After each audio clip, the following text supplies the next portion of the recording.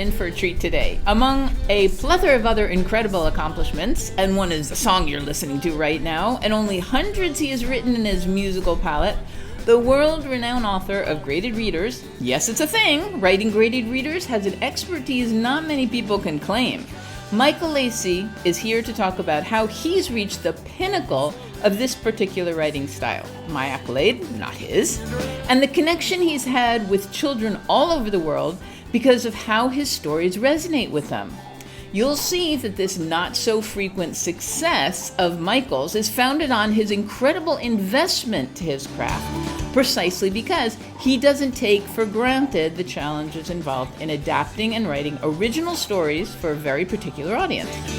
The demands include attaining an overall vision of the story, finding a way to tailor it to a student's current level, often the most basic, giving them a level of comfort while also inherently encouraging them to believe in themselves, in their abilities to understand content and structure, and ultimately want to read more and more sophisticated stories. And that's not even scratching the surface of what's necessary. Michael started out like anyone else, not really knowing what he wanted to do.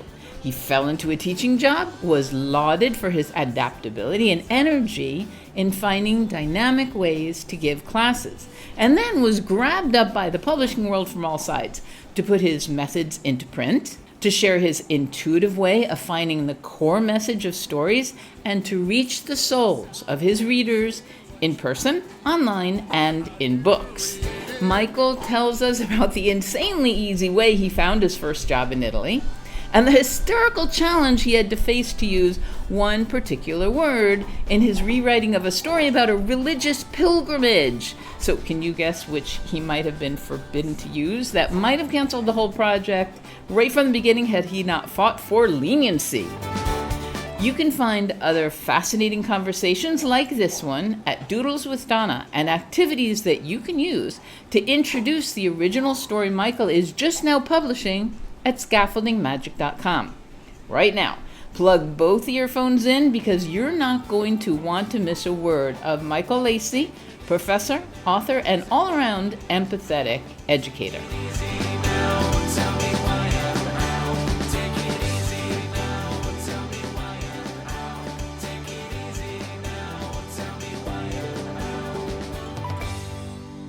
Hey. Hey, the last chords of your song just faded away. Oh, great. Did you like it? Oh my good. Take it easy now. But what's the second line? Take it easy now. Tell me why and how. Okay, there we go. Easy now. Don't get me started, Donna. No. Don't worry. I just love the song and I just wanted to share it a little bit. Okay. Michael, I'm just so excited to have this chance to talk to you.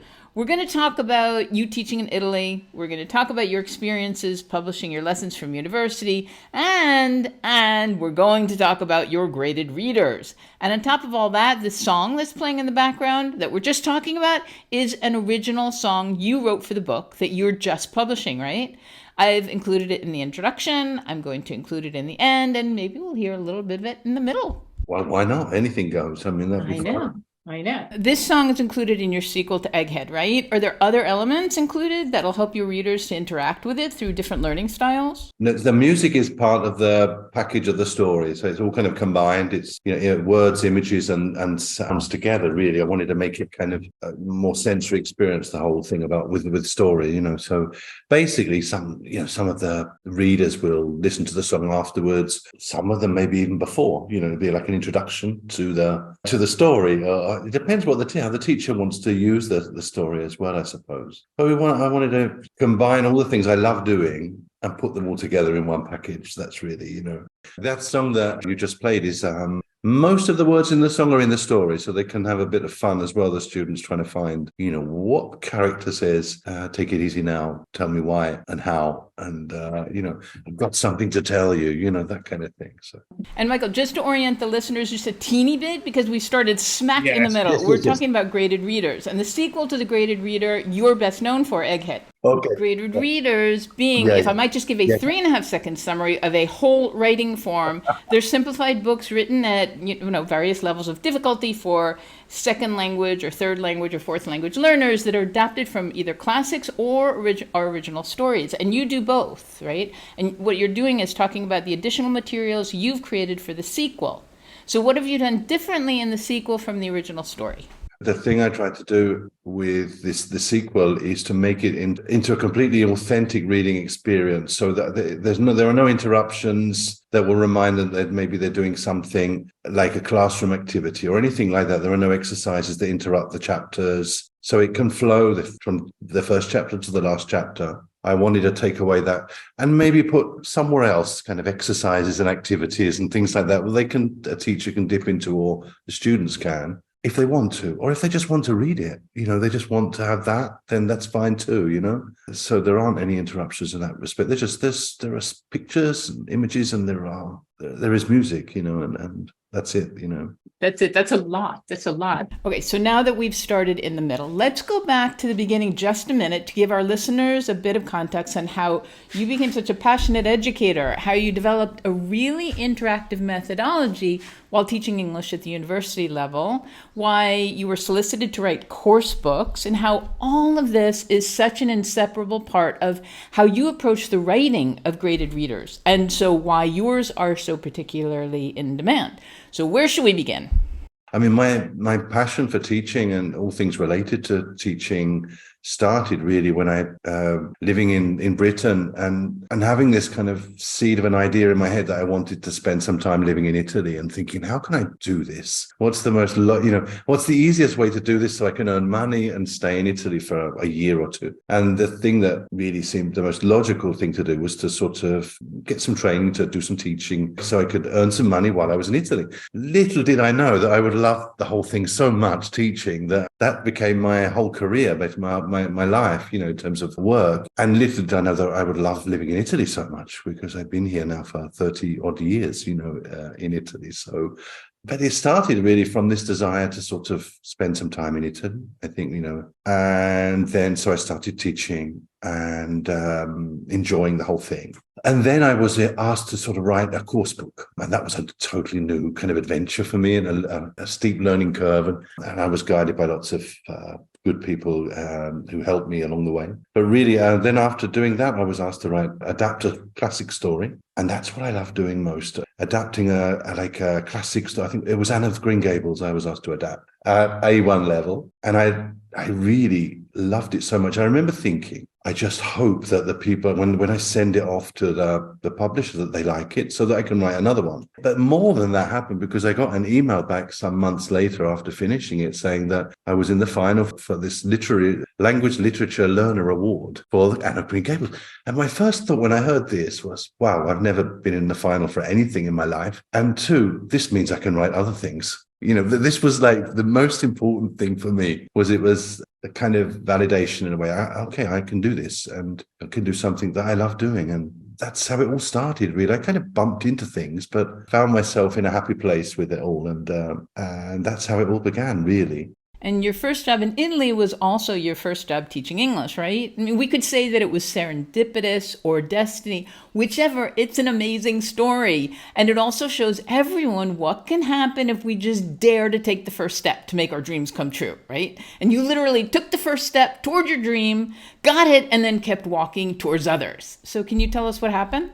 My first job, basically I found the job in half an hour. I mean, it was just crazy to say, but that's how it happened. I got checked into the hotel. It was in Padova in the north of Italy. And I saw a language school, opposite my hotel. So I thought I'd give it a go, try. So I put my bags down, went out the hotel, crossed the road, and went into the language center. And there was a guy there, and I started, I didn't know any Italian. I started to introduce myself. And before I could get maybe a couple of sentences out, he offered me a job. And so I started there with the private language school. And then there was the chance to get a job at the university in central Italy. And I went for it.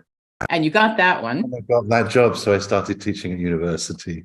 So, Michael, you pretty much dreamed your way into your first job. For our listeners thinking, I want to go to Italy and I want to get a job teaching English in an academy, do you think it's as easy to do what you did now? Were you certified, and would that matter now? I think it's a little bit harder now. I think what more and more language schools now are asking for trained teachers. It's not enough just come fresh from the UK or fresh from the States or be armed with a kind of a C2 level of English. You have to have some teacher training. I think that's something now that language centers more and more are asking for, and quite rightly, because I did get the training myself before I came and started teaching. I needed that kind of, otherwise I wouldn't have had any idea. But in the past, I think it was like that. I don't think it's as easy now. No. Okay, so people are being a little more demanding. And what about at the university? What did you start teaching there? English language classes, yeah. And that's an experience which no training can prepare you for, because, when you're teaching groups of like 200 or something like that, it's like nothing can really prepare you for that. Well, what did you do? Because I'm going to ask you about methodology. And so I'm wondering, how were you trained? What did you use in the academy? And then how did you adjust it in the university to really convince these students that you knew what you were doing and that you were going to have a good time? Well, I think at first it was just me trying to sort of get through the experience, survive and learn from it, because obviously it was something, as I said, something very new. So it was a gradual process. I had people that, obviously I could ask for advice. There was a professor there and he helped me a lot in helping me to sort of organize a big group into smaller groups and do lots of group work, basically, and make it very kind of task-based as well, because obviously to produce some kind of result, you know what I mean, to have some kind of project, some kind of thing that they're working on together that then they can share with others. Okay, but I'm going to hone in on that a little bit, because you're saying this mentor of yours encouraged you to use task-based learning. Is that what you've seen in other parts of Italy, or is that something that was fairly new then? Fairly new. There was no kind of label for it as well. It was just getting students to react and then to create, because I believe in this kind of reaction creation kind of cycle that at university, it's really important to engage students in this way when you've got large groups as well, that they're actually then working together, that maybe the more confident ones are helping the less confident ones to sort of bring them out. So it has to be as well a lesson that's kind of contained. It has to be a lesson that has a beginning and an end. You'll be trying to give them some kind of experience where they think, oh, I've learned something here. How can I offer them something that is different from their experience? Because until the university, they had to put their hands up to ask permission to go to the bathroom. When they go to university, they're adults. And so I wanted to give them something adult, which was producing something, using English to produce something.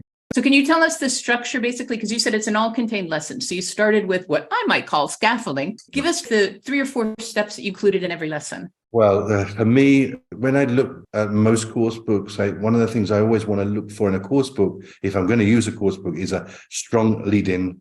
And I would spend a significant chunk of every lesson I will spend working on getting the context, getting them interested and involved and engaged, but like getting them gradually to sort of talk about the subject that will be dealt with in the input eventually, that they'll be given to sort of read or listen to or deal with. I co-authored 2 university textbooks based on this kind of experience, basically. I think it's the first course book specifically designed for Italian students of English at university. And it's based around that idea that, the lead-in is strong, where teachers can take their time and explore it if they think things are happening. Sometimes even if the lead-in is good, then go with it, Don't get so tied to what's written on those 2 pages of a book. If you find that they're going somewhere with it, they're doing something, then go with it. I think there has to be a lot of flexibility. And actually, you're echoing someone else that I was speaking to, Russell Stannard, who is big into technology. And you probably know yourself these days, teachers have such a tendency to use technology. And he's the technology guru in the educational world. And he even says, why use it if the students are engaged without it? So be flexible, exactly what you're saying, and read the room, basically, right? Yes, read the room. Absolutely. And I think some of the best lessons I've ever had, best experiences are where I haven't stuck to the plan. The worst lessons I've had, and I've obviously, when I do have a negative experience with a lesson, I always sit down and try and understand why. It's often because I tried to stick too rigidly to the plan, when it wasn't working. Even if I think it's a great plan, if I can't convince the people in front of me, then it's not a good plan. Oh, Michael, you're talking about one of my favorite subjects, which is self-reflection. I share with teachers all the time that our most powerful tools, and it's free, is self-reflection. Exactly what you did. What went well in our lessons today, and why? And what didn't go so well in our lessons today, and why? But no judgment, just reflection. And that's how we become powerful and effective educators. So this lead-in you're talking about is the hook. If we do what I would call the scaffold and you call the lead-in, we've got engaged students, right? Yeah, you've got them. And like university, all of these students, they've got so many things to say about their subject, interesting things that so you can actually, if you look at the word university, one verse it means. It's a way of like connecting things. So if a history student can be interested in something that a student of physics is studying, then that's fantastic. You're using English as a vehicle for that, to share things. And so basically I wanted to write a book which was kind of making those kinds of connections. So again, Michael, what you're talking about is planning with intuition. In this case, you mix the subjects, interdisciplinary planning. And that always sends the signal to the students, that your intention is authentic learning, right? But all right, so we could talk about your expertise in teaching at the university level all day. What I'd love to dive into now is what we began with, writing graded books and everything that involves, because it is so much more complicated than most people understand. You said you started with Anne of Green Gables, and then you began writing original stories, like the one you're best known for, Egghead. So let's just start at the beginning.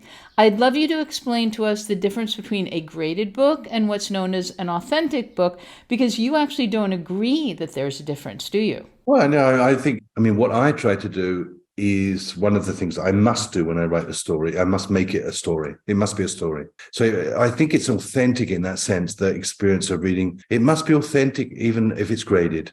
You know what I mean? Because if you think about it, when you're writing anything or you're communicating, when you're writing, when you're speaking, you're grading anyway, because you are taking into account, if I'm talking to you, Donna, we've got, obviously a shared history. We spent time together, spent 2 weeks together in 2019. So when I'm speaking to you, maybe there's some things I don't need to explain and some things I do. Obviously, we grade when we're speaking to each other, because yeah, and just to specify, Michael, we spent 2 weeks in Italy together on a professional tour. Yes. Because you have a family that you love very much, and so we just want to establish that. Okay.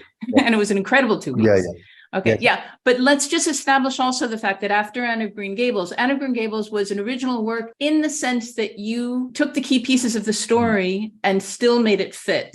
But you also have written original stories, your own creative stories for graded readers. Yes. And I tend to write the original ones now. That's where I've moved. I've moved in that direction, but I kind of learned the craft by, it's amazing, Donna, when you do it. I just love the experience so much. Getting a great author, George Eliot, for example, and reading their work and then having to retell that story, the spirit of that story, but making sure that it hangs together as a story. And you get to learn about the craft of writing stories that way. So it was a wonderful experience. And I did a lot of work with classic stories, but they always had to be, for me, things that I could read out and they felt like stories. They felt like stories that were real. For example, if I had to sort of fill in a few gaps or something like that with stuff of my own, I would do that. You know what I mean? I wouldn't stick just for the sake of it to the original story. If I found something that I thought would work, then I would put it in, and it was in line with the spirit of the original story, then I would put it in. There's a scene in The Wind on the Willows, for example, where there's the two animals that are taking a journey together, and I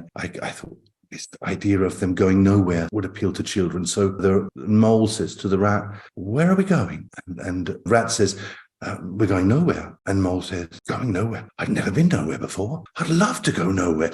And that was something I invented, but it was within the spirit of The Wind in the Willows story, basically, these animals traveling together. Now, this is really interesting, Michael, because I'm wondering if you did this intuitively. I was speaking with someone else who did a master's at Columbia on writing, it's Sam Taylor. And he said in the course, it was pretty revolutionary because what the teacher asked him to do was write the story from the perspective as if he were the author himself. So in other words, what you were doing, pretend he was George Eliot, think about what were George Eliot's priorities, think about the structure, and then write from that perspective. So you're putting yourself in the author's shoes. Absolutely. On the floss is George Eliot working through her relationship with her brother, who she loved dearly and who ultimately rejected her. And that's what it's all about. So I maintained that and I stuck to that throughout the whole story. This really strong, incredibly amazing, intelligent woman and her relationship with her brother. And I fell in love with the character Maggie, because that's what you have to do. To tell a classic story, to grade it, you have to fall in love with the story, because then you really want to tell it. And that passion comes viscerally through the writing because the reader feels it subconsciously and wants to continue reading. What you did with Kenneth Graham's Wind in the Willow is to encapsulate an emotion in the story that the reader might intuit, but not really know how to verbalize. And you did that for them in the reader, so that later the teacher, or they themselves, can use that scene and that concept more actively as the impetus for an activity or discussion. So what other elements of writing graded readers do you have to pay attention to? How did you adjust your rewriting of George Eliot's The Mill on the Floss? I loved writing that story because I realized what a genius George Eliot was. And I loved that story so much that I was desperate to tell it. And so I wouldn't lose sight of my reader. Because when you write a graded reader, I think it's the most intimate relationship you can have with a reader, because you can't afford to lose them. If you start doing too many fancy things, or you worry too much about the content and not the actual message that you're trying to convey, if you lose them, that's it. They're gone. You're just speaking to yourself. So what you try to do is get to the soul of the book, telling it through the soul of the book. Yes. There's also a technical part, falling into a book and losing yourself into the book. It sounds like that's what you're trying to maintain, letting the reader read without realizing that they're learning while they read. But there is a mechanical part. Can you just talk a little bit about those different parameters? Well, I'll be looking at the structure. When I'm reading through and making notes, I'll probably write thousands and thousands of words, basically, and then making notes, making sure I don't lose sight of that, and writing key phrases, sentences that sum up a lot of these key moments. And actually that part, when you're adapting a classic story, it's longer than the actual writing of the story. It's maybe like a ratio of 3 to 1, I think, because you've got to get it right. You've got to have everything there written down, ready as a kind of a map, so that you don't miss anything that is absolutely fundamental to convey what the original author wanted to convey. You're really making sure it's a bit like if you're taking someone to Rome or to Madrid or Barcelona or something, and you only have one day. You can't show them the whole of Barcelona, you can't show them the whole of Rome, so you show them the bits that really are the essence of that place, and that will make them want to come back again. And that analogy shows exactly what the experts say about writing graded readers, that the 3 most important elements of good ones are the story, and the story. But there are other elements that publishers insist on.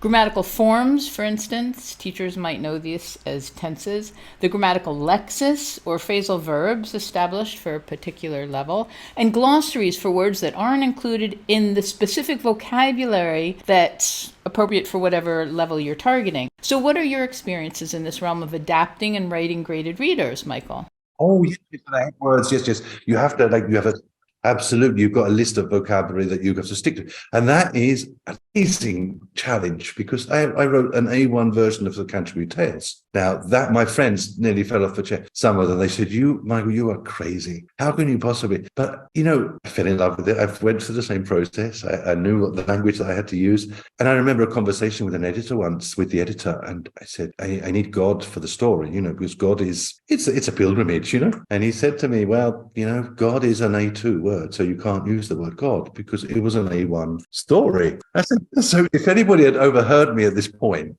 they would have thought I was speaking to a priest or something, because I would say, but I need God for the story. How can I have to do the story without God? And they said, well, and this was the fact that I was laughing so much. He said, put God in the glossary. And I said, I can't put God in the glossary. There are philosophers through the centuries that have written billions and billions of words trying to define God. And you want me to do an A1, because it has to be A1, the definition, the glossary. If you're going to gloss a word, you have to use you have to use language that they can understand, the readers, obviously. And so I said, I can't, even the pronoun, what do he, no, she, no, it, no, So I eventually convinced him that God could go in. Let's turn a blind eye to God. And I said, don't worry, the devil is a B2 word. So I had to forget about that. But that is an amazing challenge when you get to the head words, and you obviously, again, you've got, you don't want them to have too many words, the reader to have too many difficult words to deal with. So you've got to learn to convey emotion with simple language. But I find that to be possible because emotions are things that we all know and feel. It's territory that we all, even at a young age, we all understand. And so often I can convey emotion. And what I try to do is with action.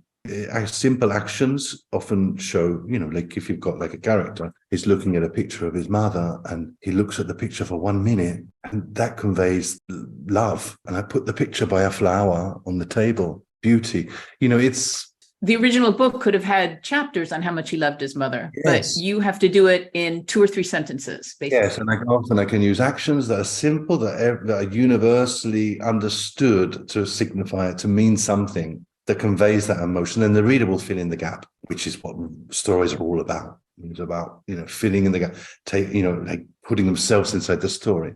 So basically, the technique is very much connected to all the things I've said before, but like about not losing contact with the reader and using things a language that everybody can understand, which is like an emotional language, but with just simple actions, as I said, like looking at a picture.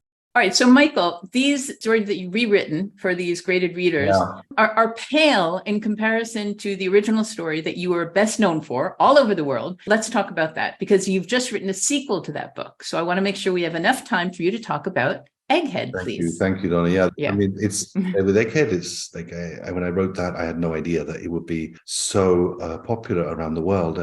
No idea. I was just happy that it was published, and I had this idea that I wanted to take Egghead into the schools to talk about bullying, because I was a victim myself of bullying, relentless, for many, many years it was. And I wanted to, it's a common experience for kids and it's getting worse. But I didn't realize what was happening was the reverse, that I didn't take Egghead into schools. I don't take Egghead into schools. Egghead takes me. Everybody wants Egghead. The kids want Egghead. And what is astonishing about it is that I'm getting towards 60 now. I'm talking to a 13-year-old. And at the beginning, I thought, well, how are they going to respond to me? They've got this in the story, the character Egghead, and the story is autobiographical. So Egghead is me as a kid. They're going to see this old guy. But actually, the stories transcend these things. They had a problem with that. In fact, one class in the story, Egghead, the original story, I'm not allowed to play football by the other boys don't want me to play with them. And I long to play football, And one class in Rome, they actually bought a football with them because they wanted to play football with me afterwards, because they wanted to right a wrong that occurred decades before they were born. Oh, my Lord. That is the power of a story. That is really how powerful a story can be. And Egghead had that. I think it was because I wrote it I just wrote it in a kind of very honest and honest way. There were no flourishes to it. I didn't try to be clever in any way. I just became that boy again for a couple of months and wrote the story. And it just took a couple of months. It poured out of me because I had it all inside me. So it came out quite quickly. Very simple language. A2 was the level. And of course, the technical part of it, I had to make sure that the language was of that level. And then for 7 years, I think it was, I've been traveling around, not just Italy, all over the world, like also with Zoom and talking about bullying. And some countries, everywhere it's a problem, unfortunately, sadly, tragically. I mean, a country like Mongolia, they have a huge problem with bullying because a lot of the adults have to follow the animals around the steppes. They have to leave their children in the big city and they're exposed to bullying. And it's really big in Mongolia, Egghead, the story. And that's why I wrote Egghead the movie. The second is called, the sequel to Egghead is called Egghead the movie. All right, let's talk about it. Why did you write Egghead the sequel? What part of the story did you feel was necessary to continue? And Michael, before you say that, give us a 3 to 4 sentence summary of the first book, Egghead, for those very few who have never read it. Yeah, well, Egghead is a story set in the 70s, pre-digital era, bullying like before cyberbullying, so a kind of more traditional, for want of a better word, kind of bullying. A young boy in his early teens who is continually bullied. And to help him through this being bullied, he's got a friend. It's a special friend that helps him. But this friend is an imaginary friend. So the friend doesn't actually exist outside of him, inside his head. And it's about their relationship and about how together they kind of find solutions. They seek solutions in a proactive way to the problem of being bullied. And they discover things through the story about how to deal with the problem of bullying without any kind of happy ending, in the sense that it ends with Egghead saying goodbye to Andrew by saying goodbye to the imaginary friend whose name is Andrew, but Andrew is the name of the imaginary friend. And so he says goodbye to him because he realizes he doesn't need him so much anymore. And at the end of the book, it says Andrew maybe he's helping someone else right now. And then the last line is, maybe he's helping you. And that's the last line of the story. And basically, I wanted to write a sequel which answered many of the questions that have been answered by readers around the world over these 7 years, because often the questions will be the same kind of questions. And so I wanted to find a way to do that. So the story really, that was the principal reason I wanted to write this sequel, was to sort of answer those questions about imaginary friends, about being bullied, and about how to deal with being bullied. And so this leads directly into my next question, which is, why do you think schools are so insistent that you come in person and talk about the books? I mean, they could write letters to you, but they want you in the same room with them. I mean, it's probably self-evident because they know it's autobiographical, but what about the story and your authorship of it creates that need? One of the things that's most incredible, Donna, about when you go to speak to kids is that through the story, they feel as though they can talk about bullying, whereas maybe they couldn't talk about it if they talk about their personal experience. But through the eyes of a character in a story, they can. And kids who are bullied, every single time I know who they are when I go into a class. It's very powerful. Their eyes are down. They don't look you in the eye. Yeah. First thing, they try to make themselves look small. That's definitely, the body language is there. That's a part of it. But they can't resist asking a question because there is one burning question they have. And the question is very simple. It's 3 words. They say, are you happy now? 4 words. Are you happy now? Because they cannot imagine a future in which they will be happy. This is the sad and tragic thing. I have chills all over. Yeah, I mean, that's why I wrote the book, because the message is you will be happy. This will make you stronger even. It can make you stronger, but you will be happy. And that's when I look the person in the eye who's said that and asked me that question. And I don't say directly, you will be happy, because of course I can't with the dynamic of the classroom, but I say, I'm happy now. Yeah, and it's possible to be happy, and it's not forever. And, so that's one of the questions that comes out in the sequel. But it's a sequel which is placed into the cyberbullying era. So basically it's that side of the coin now with bullying, where it's worse now than it was before. Because, when I was a kid, when you went home and shut the door of your bedroom, you were safe, but now you're not, because it follows you into the room because of this thing here. The cell phone. Yep.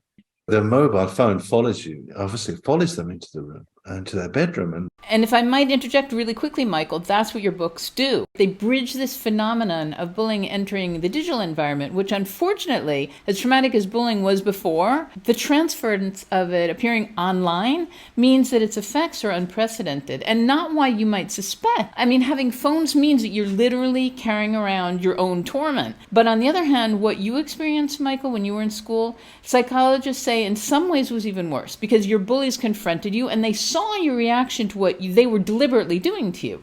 What's so insidious about cyberbullying is that the bullies often don't know when they've crossed a line from joking to causing actual suffering. And they don't necessarily see your reaction either when you read their comments. So in other words, both types of bullying are incredibly impactful in their own specific way. And that's why the sequel, right? Basically, I wanted to tell a story, that side of the story as well. Are you having the same characters or different characters? There are some of the same characters, yes. Yes, some of that, and some that are different. And in the first days, by the time this podcast is published, it will be out, because it's a matter of days now. Okay, beautiful. We're going to make sure that everyone knows where to get it. What is the title? It's called Egghead the Movie.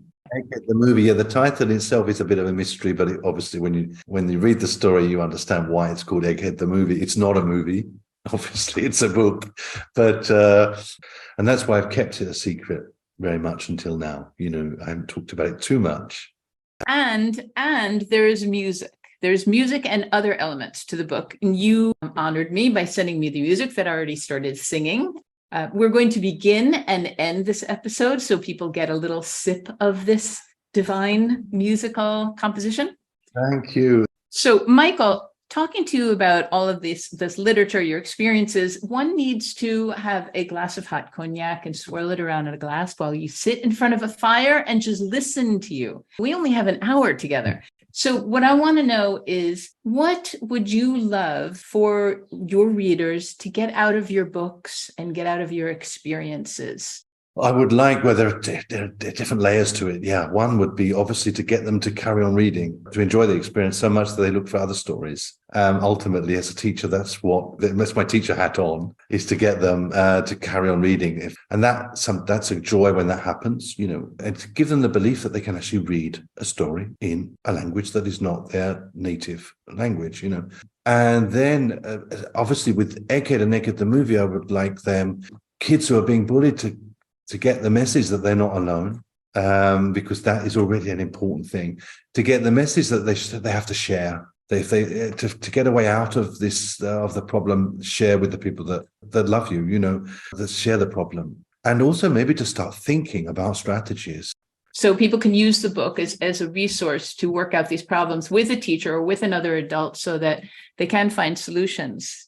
Yes, they can find solutions. Absolutely. So it leaves space for that, I think, for them to find their own solutions, rather than saying, okay, this is what you've got to do, A, B, C, D. So I try to sort of be careful about that, not to be too, not to make it seem like it's the solution is easy. It's not. So basically, yeah, that's what I want to do. I mean, I'm very excited about it, and I'm hoping that it will be a resource that I can use when I continue traveling around schools, because I love doing that. I love going into a class. And what I find is there's a lot of reaction creation going on as well. In the times that I've been around the schools, like the things that the kids have produced, phenomenal. They've produced songs, they've produced posters, they've performed plays, lots and lots of different things, computer games. Based on the book, based on Egghead, and they've sent these to you.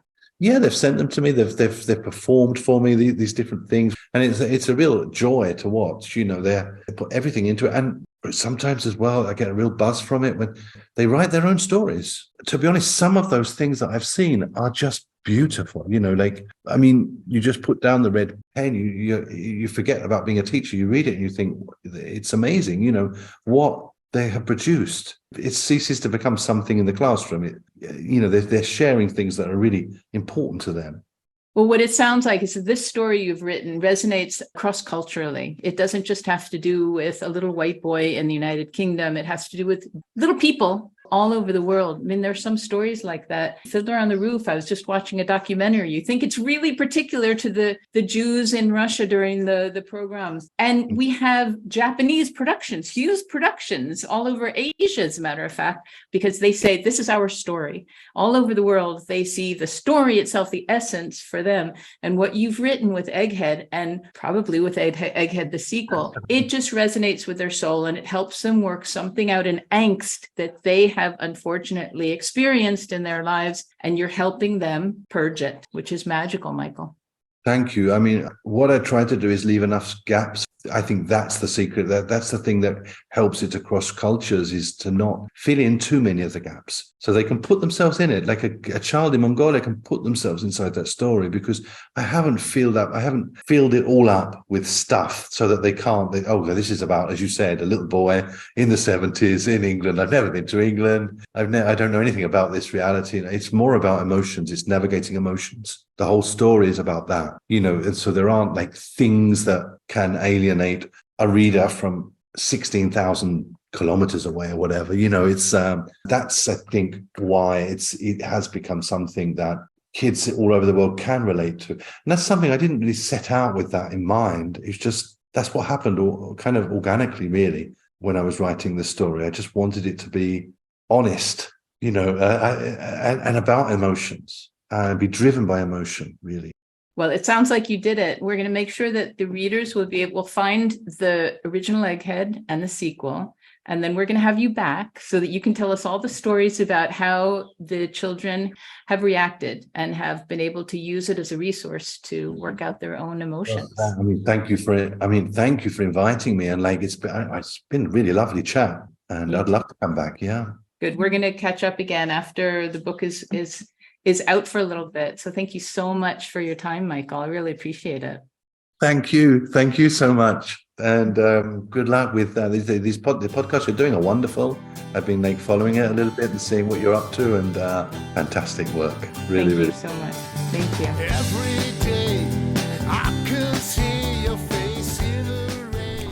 So that's our talk with Michael Lacey, an incredible specialist in this particular and deceptively difficult style of authorship. My hope is that 1, you've gained an appreciation for the intricacies of these books. 2, that you now see more uses for them. And 3, understand that the best of them, like the ones Michael writes, are written with specific messages to extend the learning, with words, artwork, dialogue, expression, and above all, a desire for the reader to connect emotionally with a character in the story. You can find other insightful conversations with educators like Michael at Doodles with Donna, and activities that give opportunities to develop emotional skills at scaffoldingmagic.com. In the meantime, have fun in your classes and at home, and see you soon for more.